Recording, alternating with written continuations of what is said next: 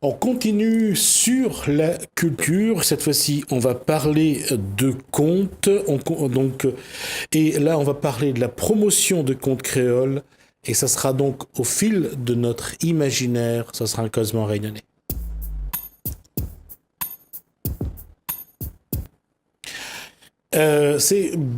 Le nom est un peu paradoxal. Tacite, ça veut dire qu'on bouge pas trop. Mais là, Migui Tacite, elle bouge beaucoup. Oui. Bonsoir. Bonsoir. Et encore un Jimmy dans cette émission. Jimmy Zafi, donc bonsoir. Bonsoir.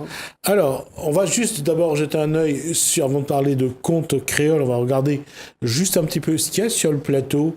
On va vous le décrire un petit peu. Donc, vous voyez un Mog Gigos, vous voyez les timbales Aïmaï d'avant, dans la petite bouteille qui a du café, le Cayenne, tout le monde connaît. Le faire passer,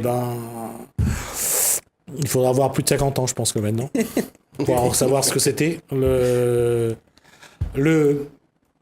J'allais dire 50 ans pour le faire passer. On va juste passer ce petit bout de bois là, on va rigoler. On parle souvent de développement durable. J'ai posé la question tout à l'heure, si le caméra veut bien revenir sur moi. Qu'est-ce que c'est et à quoi ça sert? Alors, je vais vous laisser 2 minutes et je discute. Et après, vous allez me dire si vous avez. Enfin, vous ne me direz pas si vous avez trouvé, mais essayez de savoir à quoi ça sert. Et je vais vous dire dans un instant. La question, c'est sur cette table, il y a. J'allais dire, il y a les objets de votre enfance, c'est ça? Oui. Oui. Ah oui, comme la toupie. La toupie, oui. Oui, voilà. On va montrer la toupie. Montrer à la caméra qui est juste là, donc la toupie. Non, montez, voilà. Là, c'est la toupie. Là, on voit bien. D'accord. Bon, on amène 2-3 petits galets. Ça, nous t'es joué Cadoc avec. Cadoc, oui. Effectivement. Et après, le jeu de capsules aussi. Les capsules sont également là. Bon, les capsules, tout le monde connaît. On va pas se prendre la tête. Et après, Vas-y. Oui, avait un objet aussi que nous t'ayons bien manié dans la maison. C'était la brosse coco. Oui, ça c'est parce qu'il était plus facile pour qu'on casse la gueule. En même temps, tu sais, pour faire la gymnastique. Oui. Et quand ça glissait bien, on tombait dessus. Oui. La râpe coco. Voilà, la râpe coco, dernier modèle électroménager. C'était ça. Réunion, hein. Made in Réunion. Donc, c'est vrai qu'à l'époque, on ne jetait rien. On essayait de tout recycler. Et quand on regardait bien, dans les années jusqu'aux années 80, dans beaucoup de cours à La Réunion, après ça a changé, mais avant, rien ne se jetait. Tout était recyclé au sein même de la cour de la famille. De la cour de la famille, oui, bien sûr. Avant, on va dire, nos ancêtres n'étaient pas des couillons, en fait. Hein. Il y a tout maintenant, tu recycles. Ben, aujourd'hui, nous... On achète tout et on jette tout. Ils jettent tout. Et à chaque fois qu'on achète quelque chose, il y a un emballage. Oui. Oui, voilà. C'est ça le souci, c'est-à-dire, maintenant, on voit tout de suite la pollution qu'il y a maintenant. Avec tout ça aussi, l'évolution, les jeunes, la nouvelle génération a tendance à oublier tout ça. Ils ne connaissent même plus tout ça. C'est ça le gros souci aussi.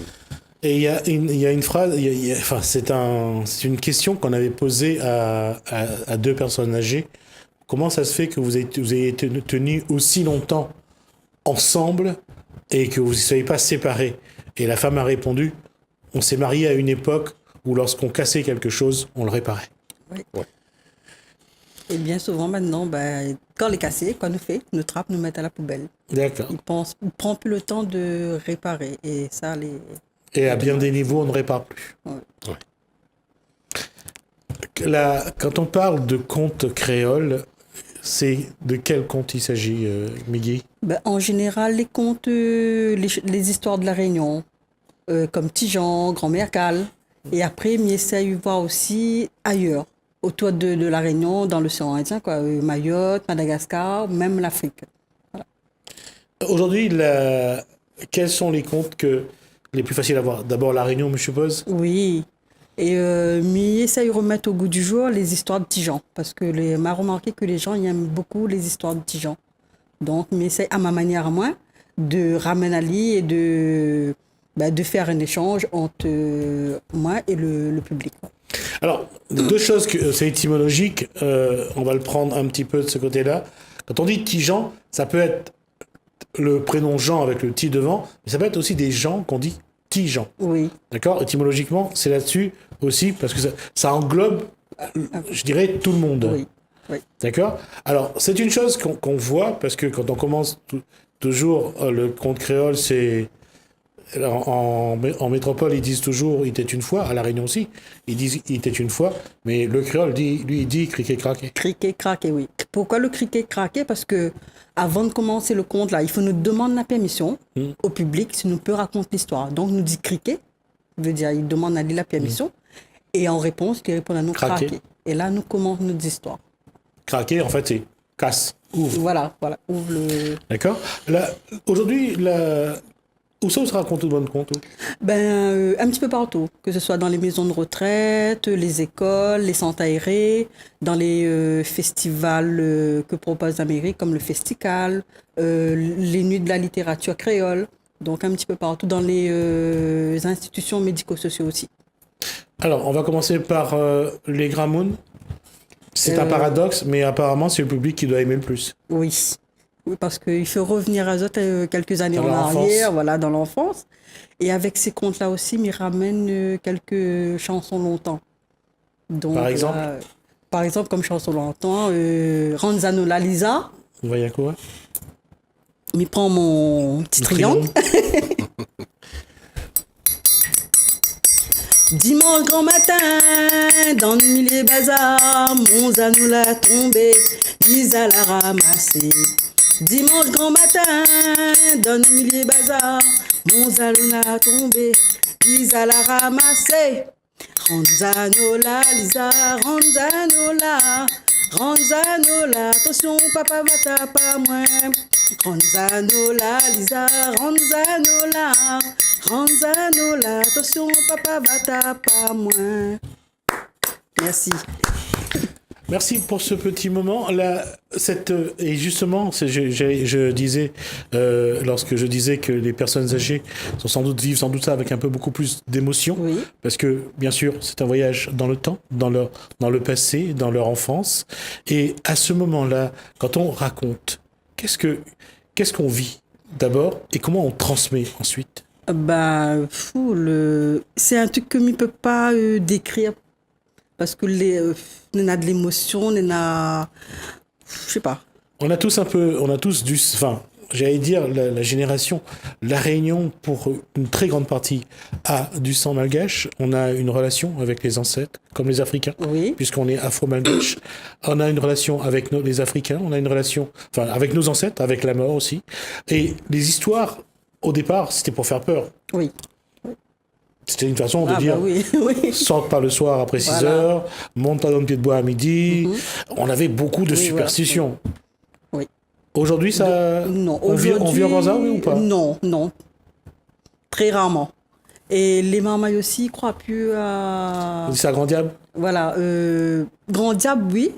Mais bonnes histoires, là, un petit peu, il fait peur, là. Non. T'as c'est changé? trop. Oui. Non? La nouvelle génération, surtout. Hein. Ouais, on va juste dire aussi que c'était quand même beaucoup lié à un personnage, à Sitaran. Oui. Et c'est vrai qu'on a beaucoup... L'imaginaire a beaucoup fonctionné sur Sitaran. Hein. Ah oui. On va passer faire un tour si ça tombe à une blanche ou pas? Non. Jamais. Jamais pas encore. Mais Il n'y a pas de fierté à dire ça, mais j'ai eu l'occasion de faire un article et de parler de lui, d'aller faire une photo de sa tombe et de voir que, quel que soit le jour où on passe pour aller voir la tombe de Sitaran, on aura toujours un petit verre de rhum, on aura toujours quelque chose que de Mouni a donné. ouais, Il fait partie aussi de notre, entre guillemets, de notre patrimoine rayonnais, ça. Hein. Oui. Sitaran, donc les gens n'y oublient pas, je pense. Et il fait comme un genre d'hommage à ce personnage-là. Hein. C'est Oui. pour ça qu'on a toujours un petit truc dessus, ça tombe, je pense. Mais il y a toujours. Il y a toujours quelque chose, il y a toujours... c'est impressionnant. Mais en revenant au conte, alors, on va passer du personnes âgées aux enfants. Qu'est-ce que les enfants, eux, comment ils vivent? Parce que c'est un paradoxe, mais les enfants adorent les contes. Oui. Adorent surtout les conteuses. Oui. C'est la façon De d'amener l'histoire. Oui. Mais en général, quand il fait une petite histoire, il essaye de ramener l'enfant dans l'histoire. Ouais. Et De faire une interaction qui Voilà. participe. Ouais. Et généralement, les enfants, ils aiment bien comme ils racontent que ça mime aussi le personnage. Ouais. Donc là, je l'ai intégré carrément dans le conte. Et c'est là, après, bon, bah, là, on a l'interaction. Et on a comme un genre de complicité, on va dire, entre la conteuse et D'accord. Alors, quand on parle de complicité, vous avez posé la question tout à l'heure en vous disant à quoi ça sert. Je vais laisser Miguel. Non, je vais demander plutôt à Jimmy de nous dire comment lui, il s'en sert de ça. En fait, ça me sert ça pour écaille poisson, en fait. Fallait le trouver, hein. Il fallait vraiment le trouver, celui-là. Et pas compliqué, un bout de bois, un capsule, que Wario soit ou vis ou cloute, et voilà, elle est partie, et vous blesse pas où. Ouais. Comme quoi, la fourchette et le couteau, c'est vieux. Ah oui. Je reviens au conte. Aujourd'hui, il y a eu le festival l'année dernière. C'était Oui, au mois de décembre. novembre. Novembre. Octobre. Octobre, novembre. même. 28 Fin octobre. octobre. 28 Fin octobre, si voilà. je me trompe. Il y a eu festival, donc ils ont.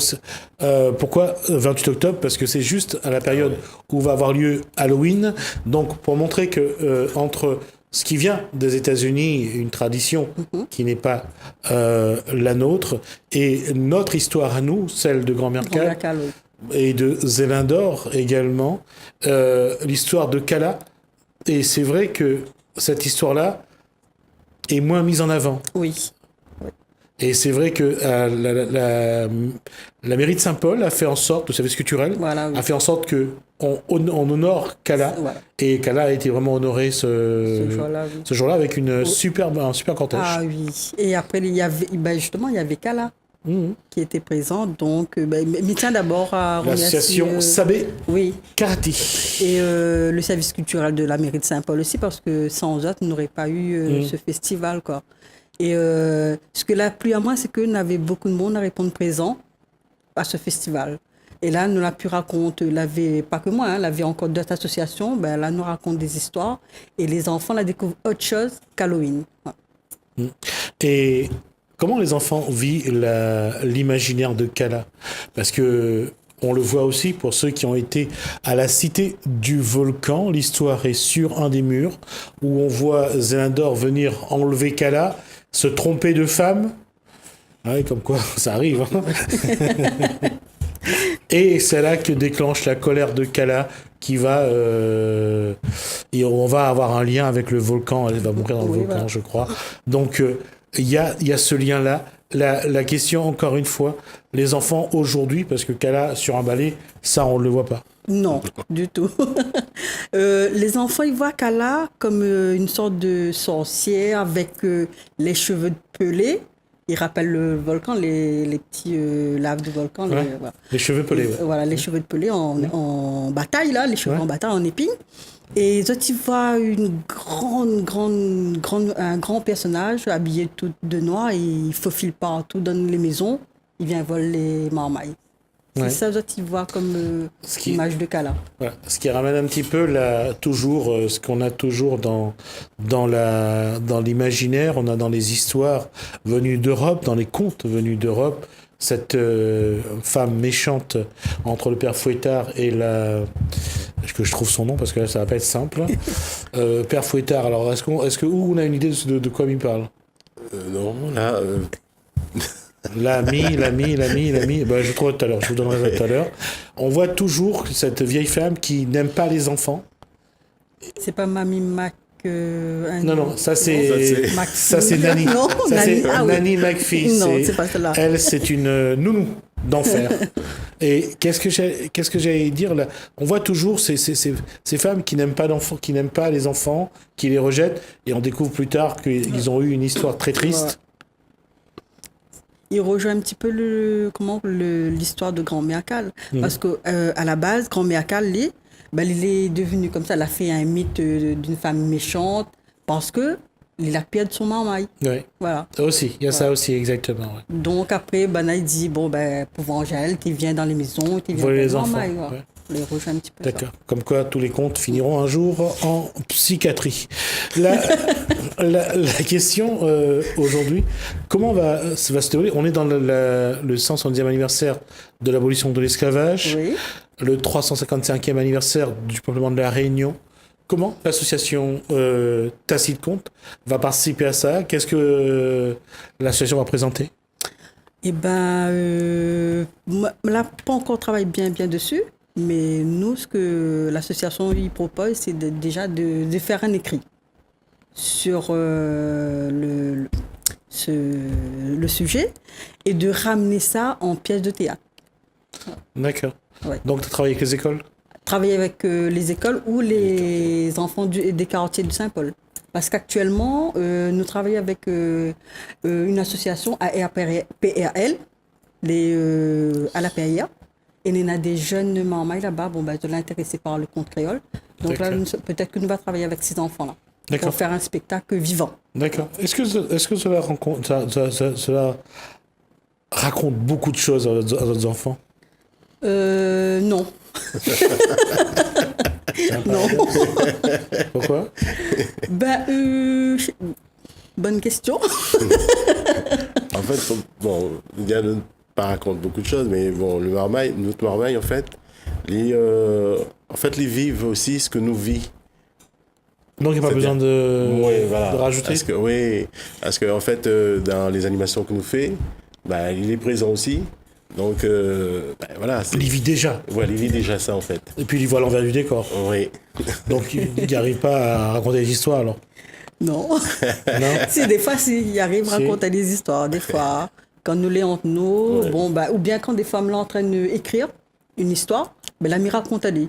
Et après, il donne à moi son avis. Il dit, ah maman, ça n'est pas bon, ça met ça comme ça. Ouais, il essaie d'arranger à notre manière. Voilà. Donc un futur conteur alors. M'inspire. Comme ça va perpétuer la tradition et les jeunes un peu plus tard, est-ce que dans ce travail que tu mènes, dans un travail de recherche, est-ce que tu as fouillé, par exemple, le cas de Madame Desbassins? Madame Desbassins, tout le monde disait qu'elle était une esclavagiste, en même temps, il prenait bien soin de ses esclaves. Entre les deux, quoi les vrais, quoi les pas vrais? Nous, ça va plutôt rechercher par rapport avec les personnes que tu vivent sur le site de Villèle. Le site de Villèle, d'accord. Voilà, parce que des fois, dans les livres, ils ne disent pas nous vraiment comment il est l'histoire. Donc, nous préférons aller voir les gens, les habitants même. Et après, à partir de là, voir vraiment l'histoire, comment elle a été faite déjà. Quoi elle est vraie, quoi elle n'est pas vraie. Voilà. D'accord. C'est un peu comme si aller à Maison Rouge, à Saint-Louis, à côté de la Madoie, là, le musée d'art décoratif de l'océan Indien, où on a la Valasse, où on a l'endroit où ça y faisait sécher les cafés. Oui. Oui, Maison Rouge. Après, on a Saint-Pierre, là aussi, la Catherine. Oui. Ouais. Qu'est-ce qu'il y a à la Catherine? Il raconte aussi un petit peu l'histoire de la Réunion longtemps, parce que là-bas, il y a un gentil cabanon. Ouais. Et dans ce cabanon-là, tu montres comment tout le monde vivait avant. Ah, d'accord. Avec. C'est un calbanon ou c'est un cabanon? Calbanon. Calbanon. Le L a toute son importance à ce niveau-là. Oui. Donc là, il montre comment les gens vivent avec la terre en torchis. Le petit lit en bois recouvert avec la paille. On va juste préciser quelque chose. Sur la terre, on mettait souvent les excréments des animaux pour pouvoir, d'une part, j'ai jamais compris pourquoi, mais on mettait ça dessus. Quand ça séchait, ça devenait assez dur et ça permettait à ce que la terre ne soit pas boueuse si jamais l'eau tombe. Parce que sur le toit, il y avait de la paille. Il n'y avait pas d'atoll, il n'y avait pas d'autre chose. Bon, quoi qu'aujourd'hui, même dans les appartements, il y a des infiltrations d'eau. Donc on ne pourra pas dire que ça a beaucoup changé. Ah, oui. Mais au moins, à l'époque, il y avait donc tout était fait en terre et en paille. Je pense peut-être aussi pour protéger des insectes aussi. Exactement, bravo. C'était ça aussi, effectivement. Et je l'ai revu récemment dans un documentaire où il mettait ça exprès pour éloigner les insectes. Effectivement. En tout cas, ça aura été un bon moment parce qu'on arrive au bout de nos 20 minutes. Mais est-ce que vous pouvez préciser un petit truc aussi? C'est que je travaille aussi avec des enfants porteurs de handicap, comme les malvoyants ou non-voyants. Et là, actuellement, il est en préparation d'un livre en braille pour que les puissent participer, on va dire, au conte créole. D'accord. Et comment dire, est-ce que s'il y a des gens qui veulent contacter vous? C'est au 06 92 03 69 03. association Tacite Compte. Il y a une page Facebook? Non. Encore. Pas encore. D'accord. Bah, écoutez, en tout cas, voilà, le rendez-vous est pris. Merci. On aura l'occasion de se revoir, sans doute, à la rentrée de septembre, de voir un petit peu où vous en êtes. Et puis peut-être si le livre est sorti, on parlera du livre également.